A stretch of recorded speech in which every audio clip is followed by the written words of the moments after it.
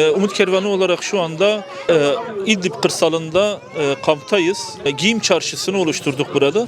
Sadece böyle giyimleri alıp çocuklara vermekten ziyade böyle bir sergi açtık. Bu getirdiğimiz elbiseleri bu çocuklara istedikleri renkte, istedikleri ayakkabı ölçüsünde oluşturduk. Şu anda giyim çadırının içindeyiz ve inşallah biraz sonra çocukları da peyderpey alacağız. Aynı zamanda büyükleri, burada kalan bütün insanları alıp onları giydirmek gibi bir projemiz var. في هذا اليوم الثالث من الحملة، هذه الحملة المباركة ختامها سيكون إن شاء الله تعالى ليس آخرها، إنما ختام اليوم إن شاء الله تعالى توزيع الألبسة، ولكن بطريقة مختلفة عن المرات السابقة. حرصنا أن يكون هناك بازار يأتي الأمهات مع أطفالهم يختارون ما يناسبهم من حيث القياس، من حيث اللون، من الألبسة الرجالية والنسائية وأحذية الأطفال. وأسأل الله تعالى أن يجعلنا دائما مفاتيح للخير مغاليق للشر، وأن يجري الخير على أيدينا جميعا. نشكر إخواننا في جمعية أمود كرفان على ما قدموه، وكل الشكر موصولا لمن ساهم بالقليل فالقليل عند الله كثير، والله في عون العبد ما دام العبد في عون أخيه. Haydi, haydi, haydi gidelim, haydi. Haydi, haydi, haydi, haydi, haydi.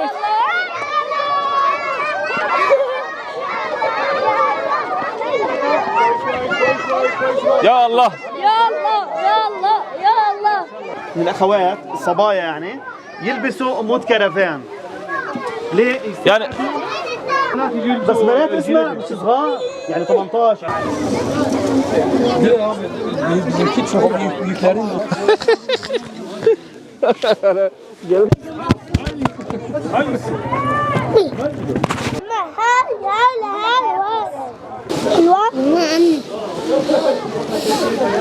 tamam.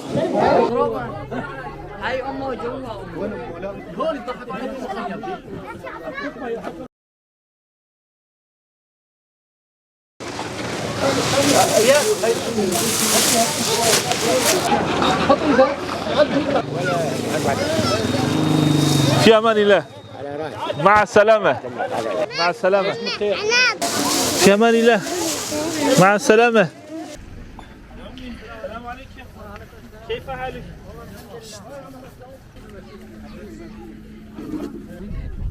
عيلة كبيرة.